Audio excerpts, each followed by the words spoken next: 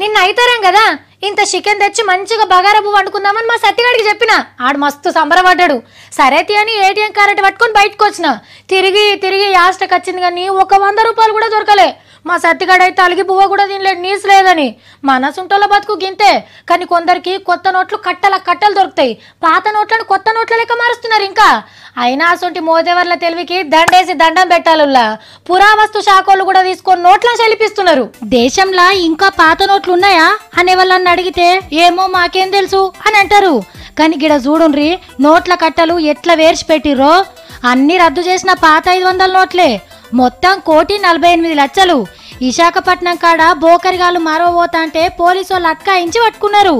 ₹1,00,000 పాత నోట్లు ఇస్తే 30,000 కొత్త నోట్లు ఇస్తున్నారట. వచ్చిన కాడికే సాలని పాత నోట్లు చేతిలో పెట్టి కొత్తవి తీసుకొని పోతున్నారు నల్లబైకం దాచిన మోతేవర్లు. అయినా ఈ తీర్ల పాత నోట్లు ఈ లెవెల్ తాన మార్చుకుంటుండొచ్చురు అని అనుకుంటారు కదా.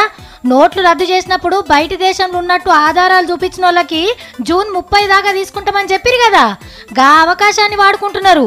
బయట దేశాలకు కొరియర్ల పాత పైకం పంపి మళ్ళా అయ్యే పైకం మన దేశం తీసుకొస్తున్నారట. గాలి మోటార్ డిపో కాడ ఆఫీసర్లకు పాత నోట్లు చూపించి నోట్లు రద్దు చేసినప్పుడు మేము బయట దేశంలో ఉన్నామని చెప్పి ఇక్కడ మళ్ళా మార్చుకునే ప్రయత్నాలు చేస్తుర్రు. దొరికినోళ్ళకి దొంగుపాయం ఇది. కానీ దొరకనోళ్ళు ఇంకెంతమంది ఉన్నారో ఎన్ని తీర్ల పాత నోట్లను మార్చుకుంటున్నారో పో.